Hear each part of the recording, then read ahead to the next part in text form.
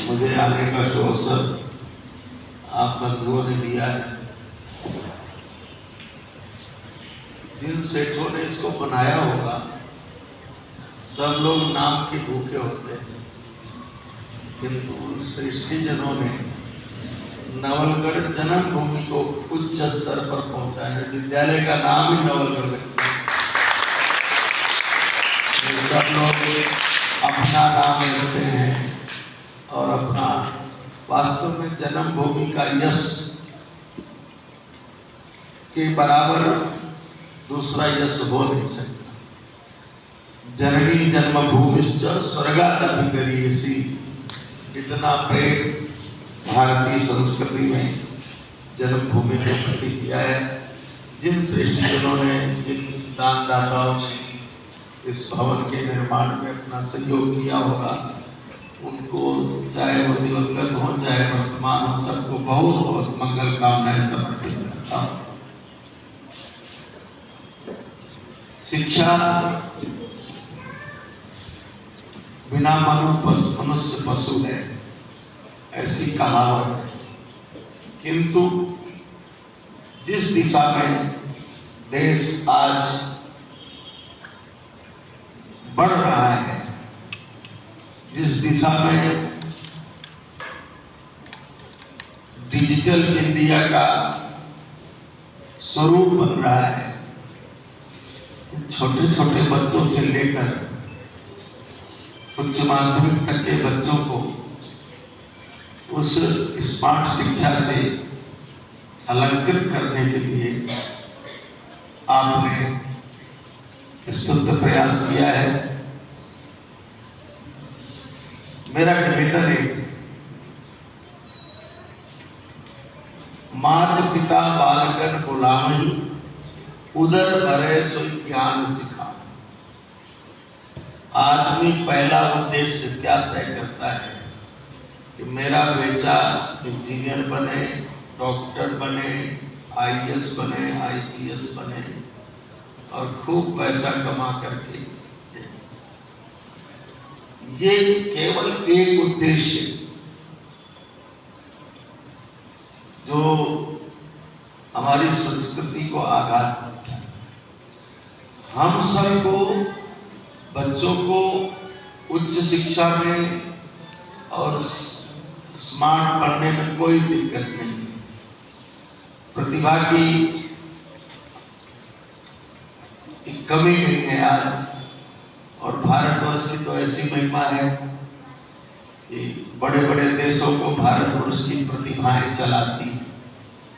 इसलिए प्रतिभा के क्षेत्र में भारतवर्ष अपना एक उच्च स्थान रखता है। किंतु जितनी गिरावट आचरण में आई है, जितनी गिरावट संस्कृति में आई है, वो एक चिंता का विषय है। इसलिए हमारे शास्त्रों में लिखा है, यन्नवे भाजने लगना संस्कारो नान्यथा भवे। आप ईंट बनाते हो, कच्ची ईंट में कुछ अक्षर लिख देते हो, जब पक करके तैयार होती है तो मिटते उठते अमिट अक्षर हो जाते हैं। उसी तरह से छोटी अवस्था में बच्चों के भीतर मानवीय मूल्यों का सृजन अगर शिक्षक बंधु, माता पिता सब एक बात को जरूर ध्यान रखें कि मेरा बच्चा प्रतिभा संपन्न तो बने, किंतु मेरा बच्चा इतना चरित्रवान बने कि जिसके चरित्र से माता पिता को गौरव हो, अपने गांव को गौरव हो, राष्ट्र का गौरव हो। इस बात के प्रति जो उदासीनता देखने में आ रही है, उसकी बड़ी भारी चिंता शिक्षण संस्थाओं में इसकी बहुत बड़ी आवश्यकता है। क्योंकि ये शिक्षण संस्थाओं से बच्चे निकलेंगे और यही देश के कर्णधार बनेंगे। और इसलिए आज जो भारतवर्ष में दुनिया भर की बातें सुनने को मिलती, भ्रष्टाचार की, वो भी तो कोई इंटेलिजेंट लोग होंगे, उन लोगों ने भी तो कोई पढ़ाई किया होगा। मैं निवेदन इतना करना चाहता हूँ कि केवल प्रतिभा ही सब कुछ नहीं है। सब कुछ अगर है तो वो चरित्र है, सब कुछ अगर है तो संस्कृति है। हमारे यहाँ संस्कृत की एक कहावत है, भारतस्य प्रतिष्ठे द्वय संस्कृतम संस्कृति तथा। भारत की प्रतिष्ठा दो चीज में है, एक तो भारत की संस्कृति पूजनीय है और भारत की संस्कृत भाषा पूजनीय है। ये भारत की प्रतिष्ठा है। इसलिए मैं सोचता हूँ 10वीं तक तो अनिवार्य संस्कृत चलती है। हम अंग्रेजी पढ़ें, डिजिटल इंडिया की रफ्तार में हम सब कदम से कदम मिला करके सक्षम बने, ये बहुत अच्छी बात है। किंतु इतना ध्यान रखना चाहिए, अभी इन बच्चों में जो भाईचारे का भाव, प्रेम स्नेह का भाव इनमें अंकुरित होगा, इनमें प्रतिष्ठित होगा, तो ये जाकर के आगे तक देश का वैभव, घर और अपने माता पिता का नाम रोशन करें। अन्यथा जितने भारतवर्ष में उग्रवादी हैं, जितने भारत में अपराधी हैं, वो भी कोई कम पढ़े लिखे नहीं। उन्होंने भी पढ़ा है, उन्होंने भी कॉलेज ज्वाइन किया है, वो भी अपने काल के जैसा भी रहे होंगे वैसा रहे होंगे। किंतु चूंकि उनके जीवन में संस्कारों का सृजन नहीं हुआ, देश प्रेम के अंकुरित नहीं हुए, इसलिए आज ऐसा एक विचित्र समाज भारतवर्ष में कहो, पूरे जो हम लोग कश्मीर की कथा सुनते रहते हैं, देश के कोने कोने में किस प्रकार की स्थितियां पैदा हो गई हैं। इसलिए एक ही आशा और विश्वास केवल शिक्षण संस्थानों पर जाता है कि वो जब छोटे छोटे बच्चों को तैयार करें, तो छोटे छोटे बच्चों में मैं तो कहता हूँ कि रोज है ना कोई प्रेरणादायक कहानी, प्रेरणादायक महापुरुषों के चरित्र 5-5 मिनट के भी एक पुस्तक छापी है, नाथ जी महाराज, रमन नाथ जी महाराज।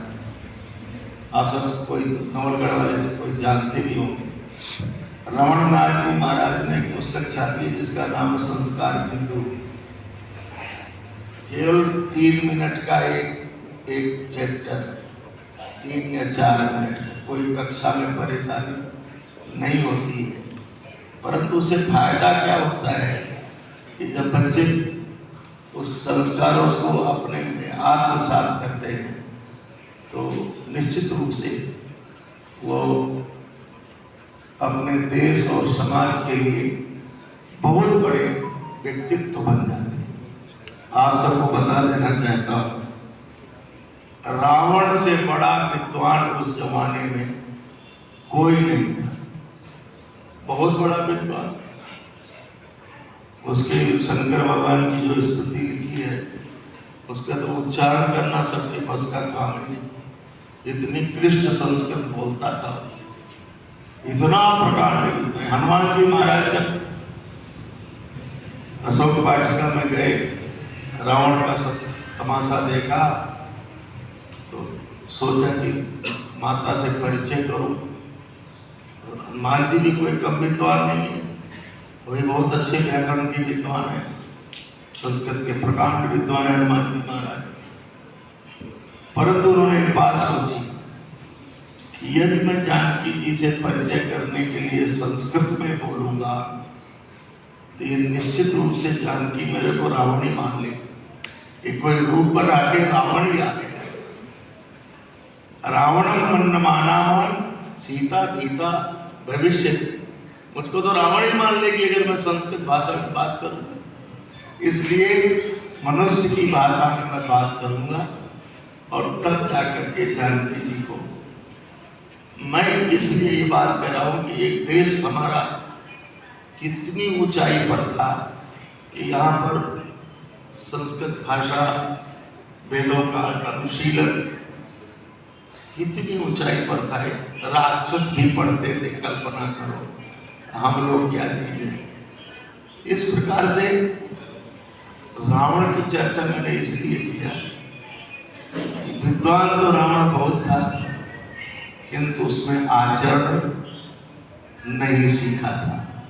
दुराचरण के कारण रावण कोई अपने माता पिता अपने बच्चे का नाम रावण नहीं रखते, कभी साहस ही नहीं करते।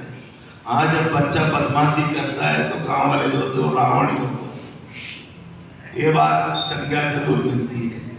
किंतु मैं आजकल देश में ऐसे ऐसे बच्चे प्रतिभा संपन्न होकर के विदेशों तक चले गए। सब लोग आपस में हिलते मिलते हैं, परंतु ये प्लेट बात नहीं करता उससे। इतने लोग अपने जीवन को संकीर्ण बना चुके हैं। वो माता जी बेचारी प्रतीक्षा करती रही और जानता फ्लैट बंद है तो बंद, उसी में बंद है बेचारी। कोई आती होगी, भोजन बना के दे जाती होगी, और फिर वो दूसरे दिन जब वो आई, उसने कहा कि मम्मी दरवाजा खोलो। मम्मी तो मर गई थी, दरवाजा कहां से खोलो। अब उसकी पत्नी ने कहा कि भाई यहाँ तो हमने कमा लिया, तुम्हारे घर की संपत्ति कितनी है उसका भी देखभाल तो करना चाहिए। वो वहाँ विदेश से चला और आकर के उसने अपने फ्लैट में प्रवेश किया। तो जितने फ्लैट वाले थे सबने बढ़िया मालिश किया, उसने बढ़िया स्वागत किया। ऐसा नालायक बेटा जिसने माता पिता के जिन्होंने जन्म दिया, बड़ा किया, पाला पोसा, गीले में माता सोई, तुमको सूखे में सुलाया, तुमको जुकाम हो गया तो कितनी दुखी हुई। ऐसे नीच और पूरा प्लाट में उबाल आ गया और बोले अब सीधे चले जाओ। अब ये सारी संपत्ति सार्वजनिक स्थल के लिए दी जाएगी, तू इसमें से एक पैसा ले नहीं सकता है। ये सारे सार्वजनिक संपत्ति दस्तखत कर दे जी, बढ़िया से चाहे तो वैसे कर दे, नहीं तो वैसे करा लेंगे। सारी संपत्ति सार्वजनिक काम के लिए दे दी गई। ये दशा आज है। इंटेलिजेंट तो बहुत है, खूब पैसे कमाते हैं, 60 लाख का पैकेज है और कोई करोड़ करोड़ के पैकेट वाले। मैं बम्बई गया था, एक बच्चा मेरे पास आया, अरे बोले बाबा जी क्या धर्मचरण की चर्चा करता है, 1 करोड़ का पैकेज है। मैं तो क्या मन का क्या बात करें, सभा के पीछे में आ गया हूं। मैंने उससे प्रश्न किया, 1 करोड़ का पैसा है तो फिर क्या करेगा? बोले शादी करूंगा। फिर क्या करेगा? मौज करूंगा। फिर क्या करोगे? बोले मर जाऊंगा। बस इतना ही। अंत में मृत्यु तो निश्चित है। बोले अंत में मर जाऊंगा। अरे भाई, तो इसी काम के लिए तू धरती पर आया, पैसा कमाया, मौज किया, मर गए। अरे भैया, ये जो वैश्विक सुख होते हैं ना, जब हम कुत्ता बने थे, जब हम गधे बने थे, तो स्वच्छंद रूप से हमने इन विषयों का सेवन किया था, कोई रोकने वाला नहीं था। इसलिए भैया, केवल विषय सेवन के लिए अपने जीवन को समर्पित करना पशुता से भी गया बीता समस्या है। तो ध्यान में रखना चाहिए, मनुष्य देवत्व को भी प्राप्त कर सकता है और मनुष्य पशुता की तरफ भी घूम सकता है। दोनों उसके हाथ में। चाहे तो अपने जीवन को दिव्य बनाकर देवत्व को प्राप्त कर ले, संसार की प्रतिष्ठा अर्जित कर ले, किंतु चाहे तो वो फिर कुत्ते से भी ज्यादा गया देता बन सकता है।